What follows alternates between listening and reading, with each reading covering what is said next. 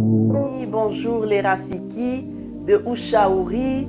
Nous sommes dans la joie encore ce jour de nous retrouver pour une émission spéciale Ushauri.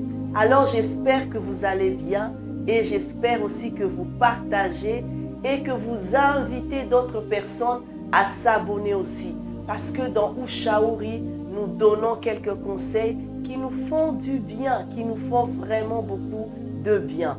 Alors, le dimanche 9 juin 2024, nous avons fêté les pères. Nous avons fêté les pères. Oh, c'est une joie pour nos pères. En tout cas, les pères à qui je n'ai pas pu souhaiter vraiment une bonne fête. En tout cas, je vous souhaite tous les pères, qui que vous soyez, dans nos familles, dans l'église,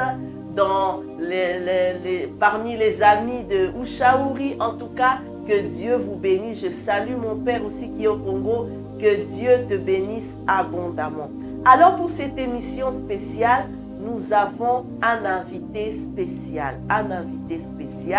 Et cet invité spécial nous parlera aujourd'hui. Donc nous allons parler ensemble sur la relation père-enfant. Et le titre du Ushauri d'aujourd'hui, c'est « Mon père, mon héros ». Mon père, mon héros. Alors nous avons la joie sur ce plateau de Ushauri de recevoir Papa Papicho Verag.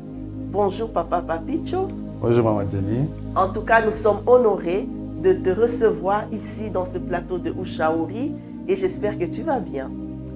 Merci beaucoup pour l'invitation, je me porte très bien. Ça c'est bien. Alors, est-ce que tu peux te présenter à nos amis, à nos Rafiki de Ushauri? Qui es-tu? Bonjour les amis Rafiki Ushauri, je suis papa, comme l'a dit Maman Jenny, Papicho Verag Chamala. Je suis marié, père de 5 enfants, très heureux. Et donc voilà, je viens m'entretenir avec Maman Jenny au sujet donc, du thème de ce jour, qui est donc le papa, le héros de cet enfant. Ah oui, et papa, Papicho, c'est un papa vraiment très modèle. Hein. Quand je le vois à l'église, je vois, en tout cas, il a une belle famille et je profite pour saluer son épouse, Maman Nana, une femme charmante. Merci de nous avoir prêté ton mari pour l'émission. En tout cas, comme je disais, chez eux, ils ont 2 générations. Ils ont les jeunes ados et puis ils ont tout petits. Donc, alors je me dis, comment ils font avec 5 enfants? 5 enfants, mais bien éduqués. Ils sont présents dans la vie de leurs enfants, présents dans les loisirs des enfants. Vraiment, un père aimant, un père attentionné, un père tout. Alors, nous allons profiter de son savoir-faire, de ses qualités pour un peu nous conseiller sur la relation père-enfant. Alors, Papa Papicho, comment définis-tu la relation père-enfant? La relation père-enfant, pour moi, c'est une relation qui est basée sur la confiance, l'amour et l'intimité, donc le rapprochement du père et de son enfant, qui est donc normalement, qui doit être une relation équilibrée d'affection, de communication. Et voilà. Affection, communication, très important. Et je crois qu'un père et son fils ou sa fille doivent vraiment beaucoup communiquer. Mais jusqu'où va la communication? Est-ce qu'on peut dire qu'un père doit être l'ami de son enfant? Et s'il doit être l'ami de son enfant, c'est à partir de quel âge que l'enfant doit avoir pour que son père se considère comme son ami? Est-ce qu'il y a des limites à ça ou pas? Mais je crois qu'il est bon que le papa puisse développer cette relation, comme je dis, de confiance avec son enfant. Et oui, le père peut être un ami de son enfant. Et les limites qu'on peut souligner ici se posent naturellement, qui sont donc le respect, le respect que l'enfant doit avoir envers son parent, envers son père, le respect lié au fait que voilà, c'est l'autorité, et aussi l'expérience que le père peut avoir par rapport à l'enfant. et aussi donc la considération que le papa a envers l'enfant, qui est une personne à part entière, hein, mais tout dépend aussi de l'âge de l'enfant. Donc les choses peuvent évoluer avec le temps, mais je crois que les limites sont celles-là essentiellement pour moi. Parce que selon l'âge de l'enfant, on peut aborder différents sujets et on évolue avec le temps, effectivement. Oui. Avec l'âge de l'enfant, on peut évoluer, mais il y a des limites, c'est vrai, mais il ne faut pas aller à l'extrême aussi. Parce qu'il y a, par exemple, des pères qui se disent, voilà, la relation avec l'enfant est vraiment, il n'y a pas de relation, là, il n'y a pas de complicité, et ben, l'enfant doit obéir aux parents, l'enfant doit se plier au fait à tout. Je crois qu'il faut équilibrer, il faut vraiment équilibrer. Tout est une question d'équilibre, hein. On n'est pas dans une dictature. Les enfants, on doit les éduquer, et donc dans l'éducation, tout ça s'entend.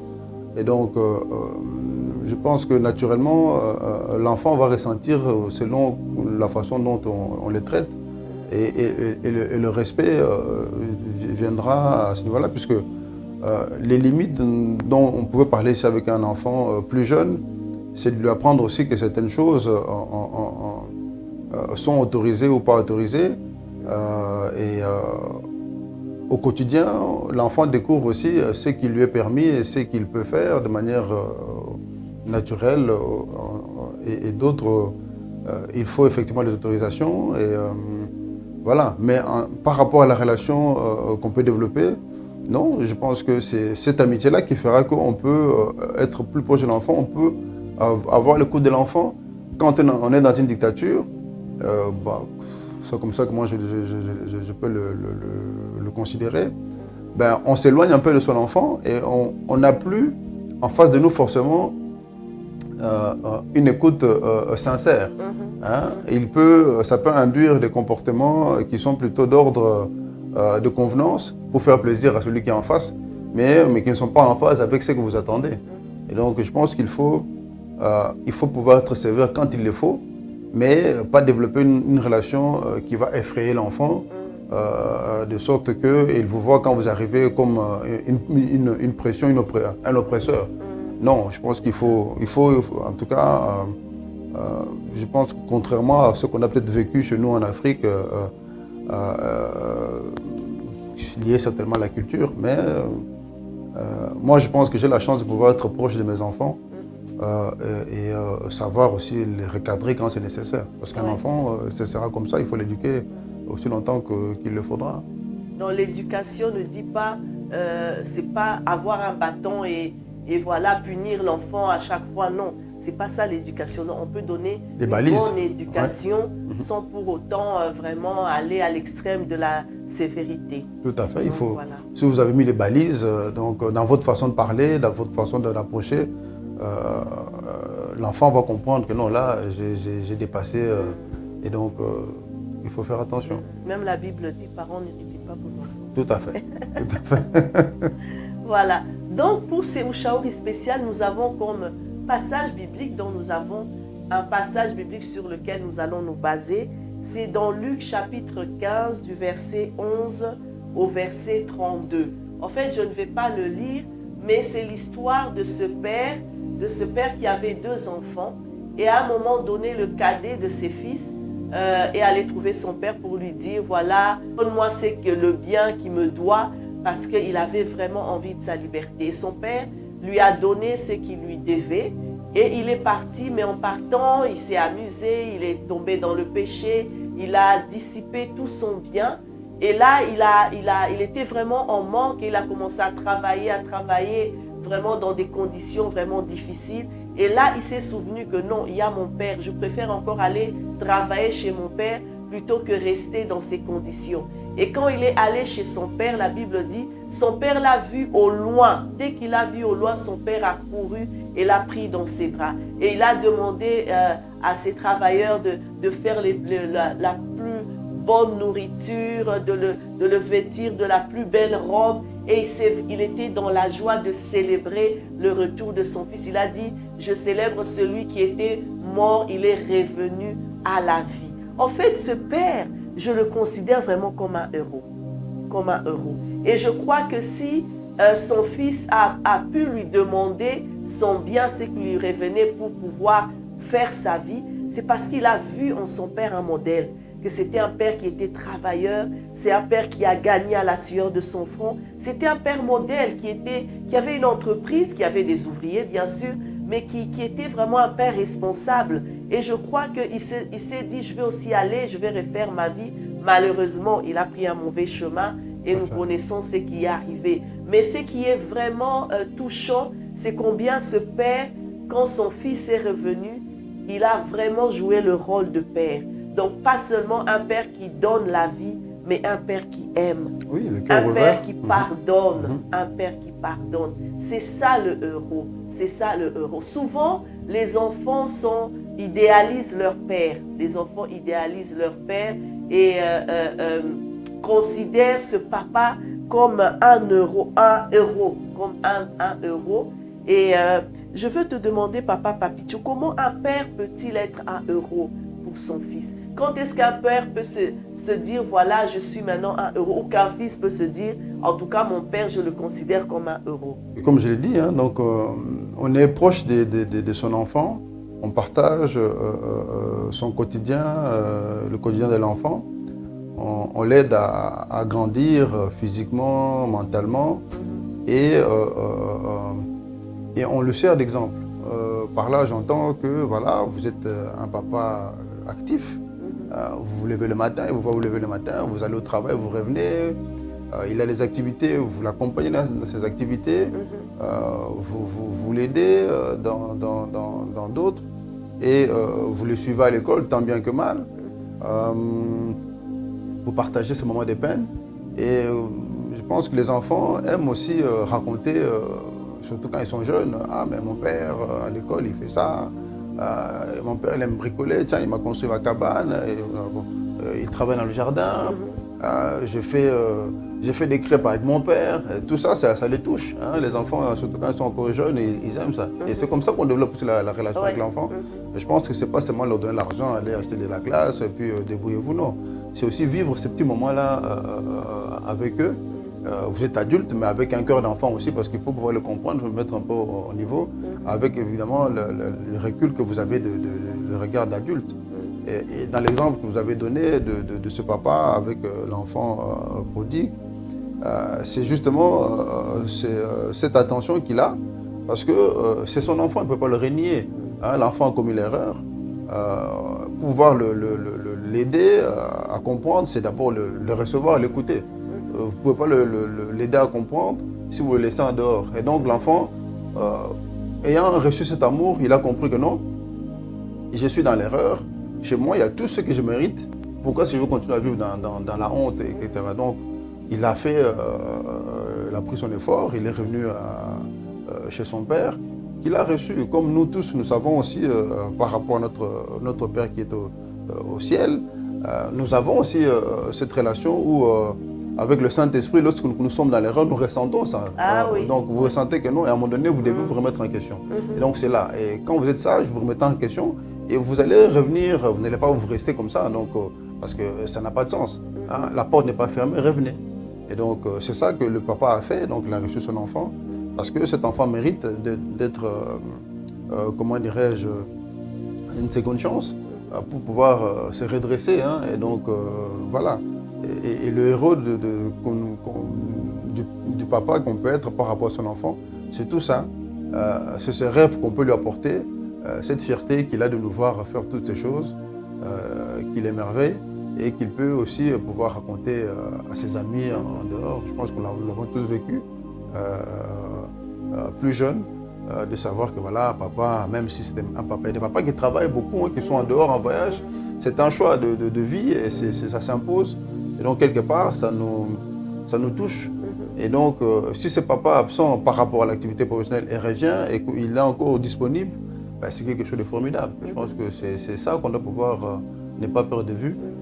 Moi, j'ai connu un patron qui, à un moment donné, il a tellement occupé de grandes responsabilités, mais très tôt, il n'a jamais quasiment pas vécu avec ses enfants. Il ne les a pas vus grandir, mais il leur a donné tous les moyens de réussir. ils ont bien réussi. Mais à un âge, il s'est rendu compte, il a dit, mais j'ai bien gagné ma vie, mais il me semble que je n'ai pas suffisamment profité de ce qui était important, essentiel à mes yeux, ce sont mon épouse et mes 2 enfants. Et donc je veux me retirer un peu, mais il était dans un âge très avancé. Et donc il est difficile de rattraper son passé. On ne va pas le regretter parce que bon, il a quand même fait de bonnes choses. Mais cette relation, il n'a pas pu voilà, voilà, récupérer. Mais il vaut mieux tard que jamais. Mais, évidemment. C'est ça, c'est ça. En tout cas, c'est ça. Pour un enfant, son père est un héros. Et je me rappelle, quand j'étais à l'école primaire en Afrique, j'avais dans ma classe un garçon qui aimait tellement son père. Il parlait tellement de son père. Alors un jour, il est venu nous dire, vous savez quoi? Mon papa, quand il conduit, ses mains ne touchent même pas le volant et la voiture avance. Je t'assure, on était ébahis. On se disait, non, ton père arrive à faire ça. Il dit, ben oui, il arrive à faire ça. Et alors, un jour, on s'est dit, non, on doit voir ton papa. Et je crois que c'était toute la classe. À la sortie de l'école, on a dit, on doit voir comment ton papa conduit. Et le papa a conduit, il a levé ses bras et la voiture a avancé. Les enfants commencent à crier. Et lui, il était tout fier de son papa. Maintenant, en grandissant, moi, je conduis. Mais en fait, je me suis rendu compte qu'en fait, on peut conduire juste quelques secondes, on enlève voilà. les bras, les mains du volant. En fait, ce n'est pas quelque chose. Mais pour ce petit garçon, c'était non. Son papa était un héros. Et c'est bien de voir ça dans les yeux de l'enfant, comment il est vraiment en admiration pour son père. Alors nous continuons. La relation qu'un père a avec son fils était la même relation qu'un père peut avoir avec sa fille. Parce que souvent on dit avec un fils, c'est une relation héros, et avec une fille, c'est une relation amour. Toi, tu as les deux, alors, hein, tu as garçon et fille. Hein? J'ai les deux. La relation père-fils, comparée à la relation père-fille, est-elle différente? Oui, parce qu'elle peut être différente par le fait que bon, ce sont 2 natures différentes. Hein. J'ai eu la chance de pouvoir partager pratiquement une semaine seule avec ma fille. On a accompagné son frère à un tournoi international en France. Et son frère était quelque part. Moi, j'étais avec ma fille, donc on a passé... alors, j'ai découvert une adolescente que je ne voyais pas de la même façon chez moi à la maison. Et en fait, je voulais tellement lui consacrer le plus d'attention, mais j'étais un peu dans l'aveuglement et je me suis rendu compte que non, elle ne voulait rien d'autre que juste être là avec son papa. Ah oui. Tu vois? Et c'est là que au deuxième jour, je me suis rendu compte, je me suis dit, mais tiens, c'est bizarre. Je lui propose de faire ça, elle n'est pas... Et non, en fait, ce qu'elle voulait, c'est juste être avec son papa. Et voilà, et c'est ça que j'ai compris. J'ai dit, tiens, c'est différent. On a parlé naturellement. Elle a fait ce qu'elle voulait faire à un moment donné. Et accompagner son frère dans ses activités, c'était bien. La relation père-fille, mais le point commun avec les autres, c'est toujours cet amour. Hein, parce que malgré... ce qu'on peut dire, il y a toujours cette complicité qu'on peut avoir, et d'autant plus que la fille s'identifie à son père, comme le disent les psychologues, c'est le premier homme de sa vie. Hein, et donc, quelque part, on a aussi un rôle important à jouer par rapport à cette fille-là, pour son côté estime de soi, le développement, la confiance qu'elle peut avoir, et comment on la traite, je pense que peut jouer aussi sur l'approche qu'elle pourra avoir avec le moment venu où elle va commencer à se chercher dans la vie et s'établir certainement avec celui qui sera son élu. Et donc, quelque part, oui, ça participe à cet équilibre-là. Et avec les garçons, bah, j'ai aussi un tout grand. Bizarrement, je me vois un peu en partie en lui aujourd'hui. Et mon père me l'a rappelé récemment aussi. On a été tellement proches pendant longtemps et que maintenant il devient adulte, tu le sens un peu différent. Il est plus proche maintenant, est-ce qu'il était plus avant? Je pense qu'avec sa maman, il est encore d'autant plus proche avec sa mère qu'avec moi. Mais avec l'exemple du père prodigue, moi j'ai toujours ce côté, je crois qui est le point commun, c'est toujours cet amour-là, à savoir que c'est mon fils. Il a certainement des questionnements, il ne sait pas comment amener ça. Et on doit être disponible pour pouvoir l'entendre et l'aider à se retrouver. Je pense que c'est ça. Et ça, c'est très important, pouvoir entendre l'enfant. Maintenant, il y a de ces générations-là passées où des fils qui étaient des papas maintenant, qui étaient fils, n'ont pas eu cette relation avec leur papa parce que certains sujets étaient tabous. Donc, il n'y a vraiment pas eu cette relation, cette complicité. Alors, le fils, en grandissant, fait la même chose avec ses enfants. Donc, on voit que quand on est dans un milieu qui est différent, dans une culture qui est différente, le papa n'est pas vraiment présent dans les questionnements de l'enfant. Comment est-ce que l'enfant peut faire dans cette réalité-là où l'enfant a des questions mais ne sait pas poser au papa parce que il y a un peu ce mur de tabou qui s'est installé. Si le papa est présent et que l'enfant ne sait pas communiquer, c'est vrai que c'est dommage parce qu'on passe à côté de quelque chose. Et normalement, quand on est attentif, on sait voir comment son enfant évolue. Parce qu'on le connaît, on l'a vu grandir, on l'a vu évoluer. Et donc, certains changements ne peuvent pas vous tomber comme ça par hasard, vous le voyez. En tout cas, moi, je les vois venir. Et parfois, on n'a pas toujours les mots appropriés. Donc, c'est là qu'il faut être attentif. Et parfois, je pense que si par rapport à vous, l'enfant n'est pas suffisamment ouvert ou il ne s'ouvre pas, vous le sentez, mais vous avez votre conjoint. Je pense que vous êtes des complices à ce moment-là. Et donc, il faut essayer peut-être de voir avec le conjoint pour savoir un peu qu'est-ce qui se passe et qui lui va un peu aller titiller pour voir un peu. Et si l'enfant estime que peut-être que discuter de ça avec le papa ou la maman, c'est pas approprié, vous avez certainement un membre de famille de confiance à qui vous pouvez vous confier. Voilà, un oncle,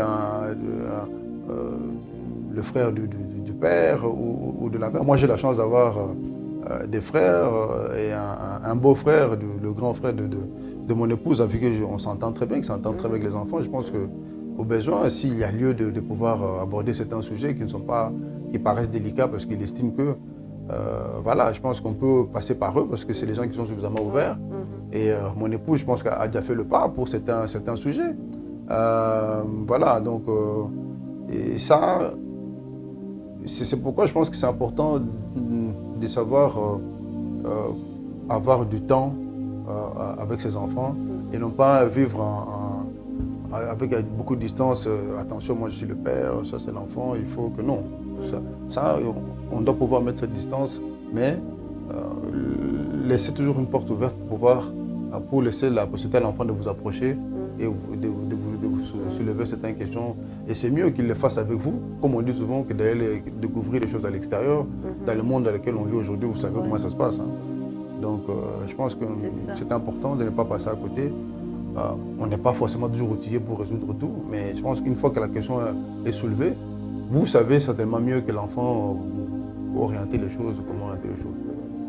Donc, il faut améliorer vraiment la situation. C'est vrai que dans notre société d'aujourd'hui, il y a tellement de mauvaises influences, que ce soit à l'école ou que ce soit, et c'est toujours mieux que l'enfant apprenne certains sujets de la maison plutôt que d'ailleurs. Et même si l'enfant apprend ça ailleurs, mais au moins à la maison, on peut bien le cadrer. Et je crois qu'un père qui n'a pas eu cette relation vraiment de complicité, de dialogue avec son fils, il peut toujours améliorer ça. Je prends l'exemple d'un parent que je connais, un Italien. On était au bord du terrain, puisque moi, mes enfants, les garçons en particulier, j'accompagne au foot. Et il a abordé un sujet qui était lié à la sexualité. Et on s'est regardé, on a rigolé. Il dit, mais non, mais c'est normal. Il faut bien que moi, je lui en parle. Je suis quand même son père. Il vaut mieux qu'il apprenne ça de moi. Et que là, il apprenne ça à l'extérieur. Et l'enfant a posé une question tout à fait anodine. Et le papa lui a répondu de manière claire. C'est un enfant qui est suffisamment grand que pour entendre certaines choses. Il n'a pas été dans le débordement de certains détails que je vois aujourd'hui qu'on va apprendre aux enfants de 5 ans. Non. C'était une discussion bien construite pour pouvoir éclairer l'enfant. Et je crois que ça a rassuré l'enfant pour qu'il se dise, ah tiens, voilà, je peux poser des questions à mon père, je peux parler. Parce que l'enfant se transforme, il grandit et il arrive en âge, on termine les années secondaires, il voit les filles, il ressent des émotions. Donc, comment gérer tout ça. Oui. Donc, c'est pas évident. Mm. Et moi, j'ai la chance d'avoir un papa qui n'était pas non plus un aveugle, mais il était suffisamment disponible. Et on en parle avec beaucoup de pudeur, avec beaucoup de respect, parce que je pense que ça nous aide dans notre construction. Donc ça, c'est un des aspects. Il y a beaucoup d'autres aspects. Ma fille, par exemple, elle se projette sur ce qu'elle a envie de faire. Et donc, de temps en temps, c'est discuter. Je dis, tu es encore ici, tu es déjà en train de voir là-bas, c'est bien. Quel est le chemin à prendre? Essayons de voir les éléments d'information qui peuvent t'aider pour pouvoir mieux mûrir ta réflexion. Et Oui. voilà, c'est tout ça. Ah oui, très très important. Donc les pères, vous écoutez, il ne faut pas tout laisser aux mamans. Tu prends ton fils à côté, tu vas avec lui quelque part, tu changes de cadre, et tu as un face-à-face avec lui. Ça fait toujours, vraiment, ça fait toujours plaisir. Et je crois que tout ça, un père responsable, un père engagé, un père aimant contribue vraiment au bien-être de son enfant. Alors, Papa Papicho, que dire d'un enfant qui n'a pas grandi avec son père? Est-ce que cet enfant est prédisposé à un avenir raté? Alors là, je ne pense pas. Je ne pense pas qu'un enfant qui n'a pas eu l'amour de son père est voué à devenir forcément un vaurien, un voyou. Au contraire, il a quand même un parent qui est sous sa mère. Et si c'est une maman qui est responsable, comme la plupart des mamans que nous connaissons, ça va déjà en tout cas lui apporter un minimum d'équilibre. Quand bien même l'amour d'un père ne peut pas être remplacé, je crois que c'est quelque chose d'essentiel. Mais non. Et cet enfant, il est scolarisé. Et donc, quelque part, il se construit aussi. Il aura certainement toujours un manque. Mais devenir forcément un voyou, non. Écoutez, si je peux me permettre, moi, je n'ai pas grandi avec mon père. Je n'ai pas grandi avec mon père biologique. Mais j'ai eu un papa formidable qui m'a donné tout ce que je sais aujourd'hui. Et c'est lui qui était mon héros. Et j'aurais pu aussi devenir un voyou, parce que pendant longtemps, j'ai vécu loin de ma mère, loin de mon père. Très jeune, j'étais à l'étranger, seul, à l'internat. Mes parents étaient en Afrique, moi j'étais ici. Et bien même les années où ils sont venus ici, je n'étais pas avec eux, parce que moi j'étais dans une autre ville, eux ils étaient ailleurs, on se voyait que le week-end. Et donc ils sont répartis en Afrique.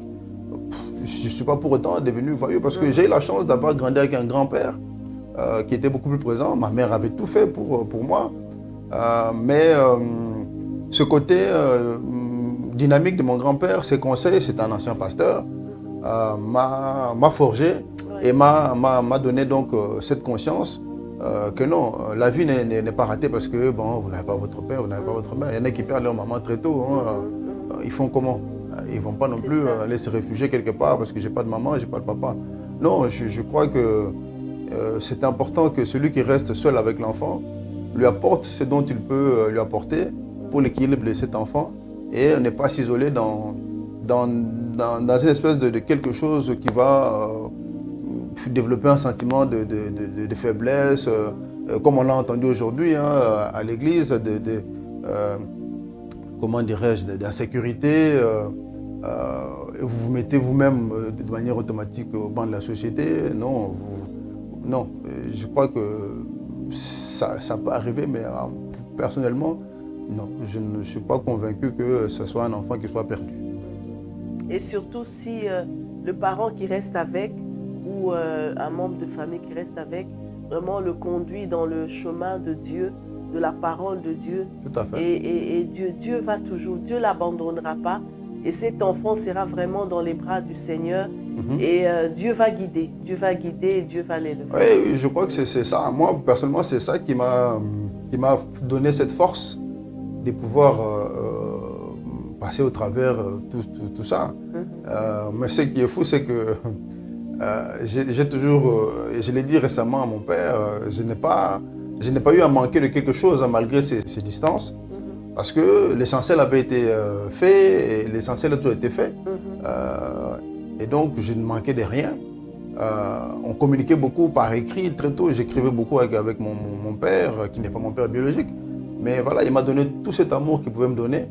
Ma mère a donné cet amour qu'il pouvait me donner. Donc, je n'ai pas ressenti cette absence. J'en parle de manière franche parce que c'est quelque chose de tout à fait normal. Et donc, il ne faut pas que la maman qui se retrouve seule avec son enfant baisse les bras.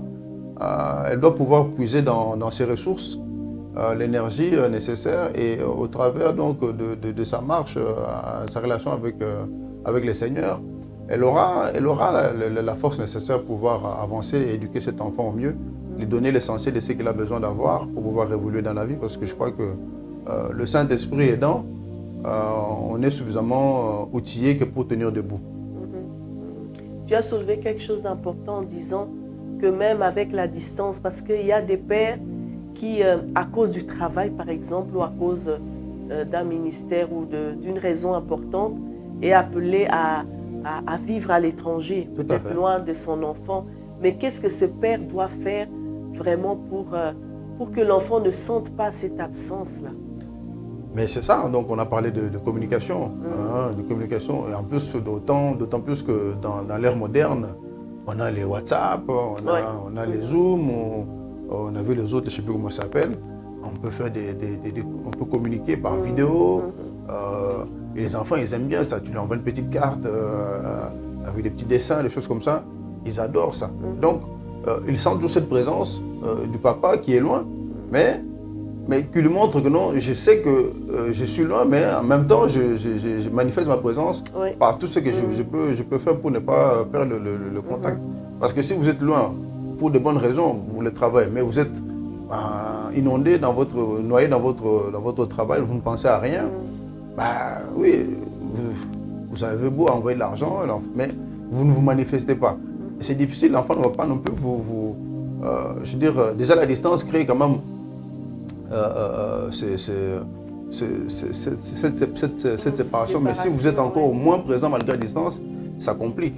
Donc il faut montrer des signes de présence par des gestes simples, un courrier, un message, une vidéo, et ça fait du bien. Oui. Surtout avec la technologie maintenant, on peut être loin mais être présent. Tout à fait. Voilà. Tout à fait. Voilà. Que dire d'un père qui est présent, par contre, qui est présent dans la vie de l'enfant, qui est là à la maison, mais qui n'assume pas ses responsabilités de père? Et là, c'est encore plus dramatique. Oui, parce qu'on a parlé du papa qui est donc un modèle, l'exemple. Maintenant, est-ce que c'est pour des raisons de santé? Ça peut s'entendre. Et là, d'autant plus que l'enfant sera touché, parce que bon, il sait que vous n'êtes pas en capacité de... Mais si parce que bon, vous avez fait le choix d'être celui qui se réveille le matin, encore le matin, ça dépend à quelle heure, et vous êtes là, oisif, c'est difficile. Hein? Et l'enfant va s'identifier à quoi? Si c'est un garçon, une fille, c'est encore pire.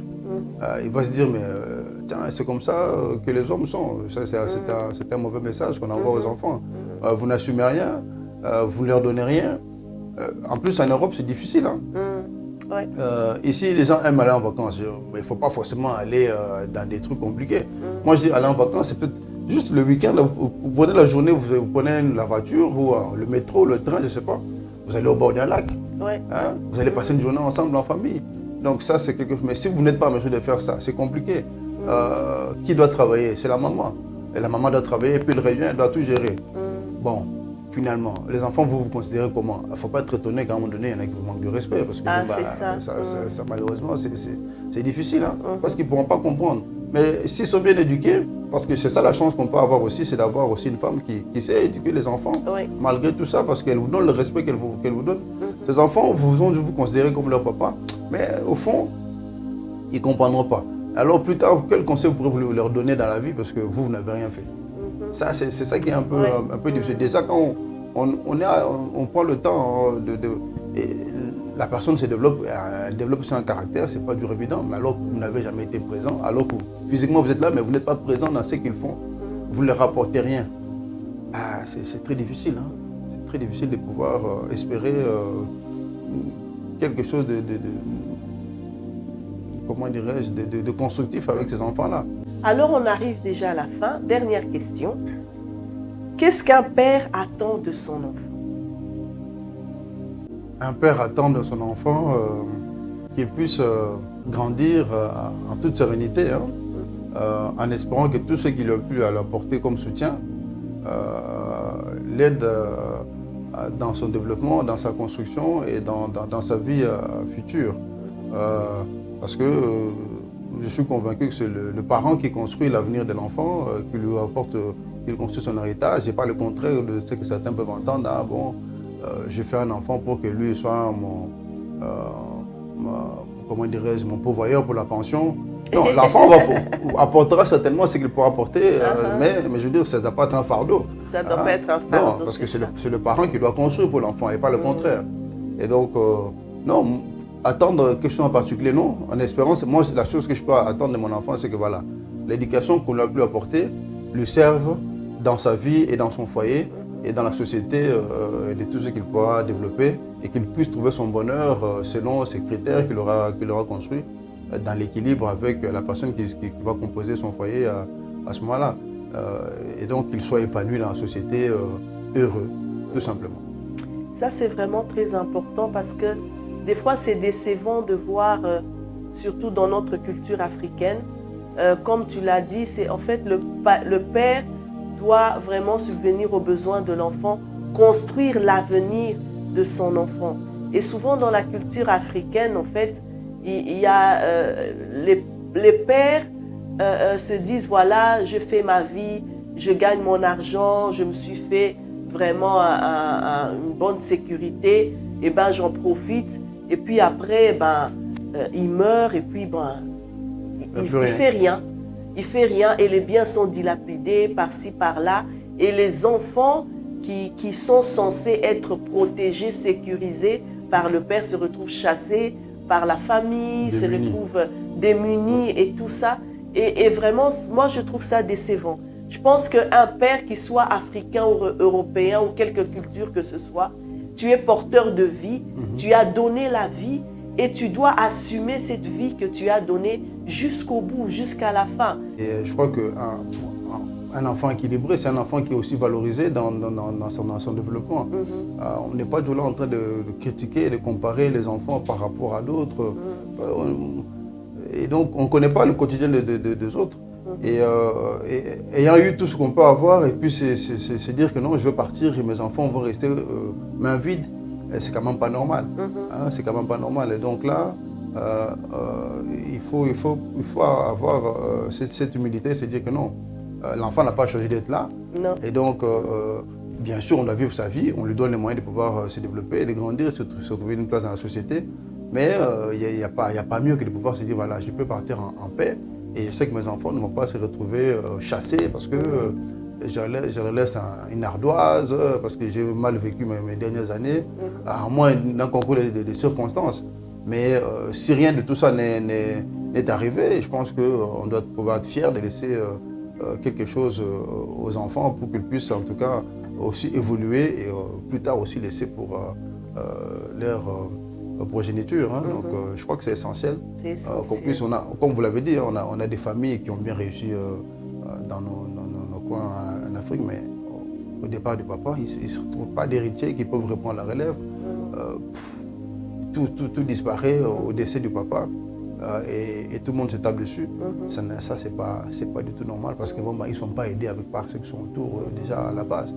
Mais si l'éducation a été bien faite, les enfants, si vous en avez plusieurs, doivent pouvoir s'entendre à ce moment-là et trouver le moyen de pouvoir équitablement chacun se positionner par rapport à ce qu'il y a à partager, si éventuellement quelque chose à partager.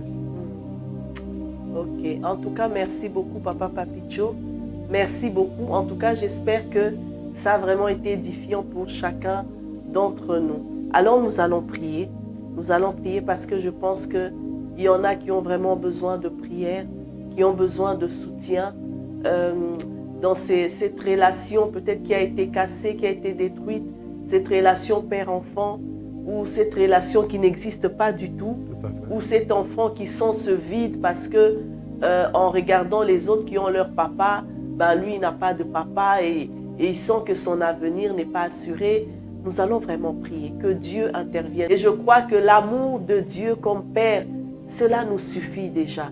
Mais si Dieu nous a permis d'avoir des pères, en tout cas que les pères que nous avons puissent vraiment pouvoir faire leurs responsabilités, pouvoir vraiment assumer leurs responsabilités en tant que père, et que, à l'exemple de Dieu, qu'ils puissent vraiment être des pères dont les enfants sont vraiment fiers, et que les enfants aussi, que les pères aussi soient fiers de leurs enfants. Parce que c'est la relation père-enfant, c'est une relation qui va de génération en génération. On donne ce qu'on reçoit. Et je crois qu'un père, un enfant qui reçoit l'amour de son père, va aussi donner de l'amour à son fils. Voilà, donc nous allons prier. Éternel notre Dieu, nous te rendons grâce et nous te bénissons. Nous te disons merci pour cette émission spéciale, Seigneur, sur mon Père, mon héros. Seigneur notre Dieu, tu nous as donné des pères. Seigneur notre Dieu, ces pères aimants, ces pères, Seigneur, qui pourvoient aux besoins, Seigneur, ces pères, Seigneur, qui sont tendres, ces pères qui sont présents, Seigneur, ce Père qui sécurise.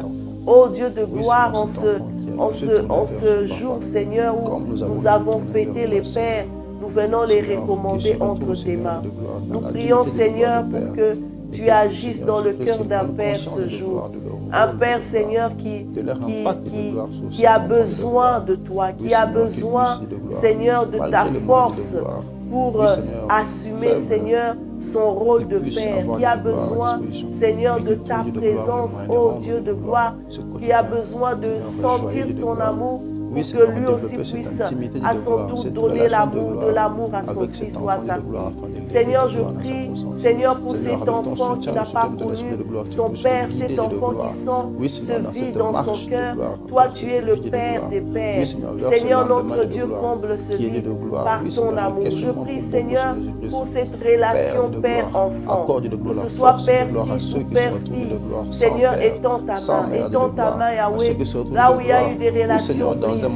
Seigneur mon Dieu, que tu puisses, ô Éternel, notre roi, que tu puisses agir encore, Seigneur, que tu puisses souder ces relations, Yahweh, notre Dieu, que tu puisses, ô Jésus, briser tout mur, Seigneur, qui s'est mis entre les pères et les enfants, ce mur de séparation, ce mur de manque de dialogue, ce mur, Seigneur, de plein de conflits. Seigneur, agis puissamment, oh Yahweh, notre Dieu. Nous prions pour que tu sèmes la complicité entre père et enfant, que tu sèmes l'amour véritable, que tu sèmes, Seigneur, l'obéissance des enfants envers leur père, que tu sèmes l'amour, Seigneur, des pères envers leurs enfants, le pardon, Seigneur, notre Dieu. Agis, Saint-Esprit de Dieu, parce que c'est toi qui changes le cœur de pierre en cœur de chair. Tu dis dans ta parole que tu ramènes les cœurs des pères vers leurs enfants et des enfants vers leur mère. Que toute la gloire te revienne pour ce que tu fais, Seigneur. En ton nom, Jésus, nous avons ainsi prié. Amen, amen, amen. Amen. En tout cas, merci beaucoup, Papa Papicho. Merci pour l'invitation. Ce fut vraiment un plaisir pour nous. Autant pour moi. Voilà, merci beaucoup. Et nous vous remercions d'avoir suivi cette émission. Alors, partage, parce que ça peut toujours faire du bien à quelqu'un. Alors, bonne semaine et à la semaine prochaine. Bye.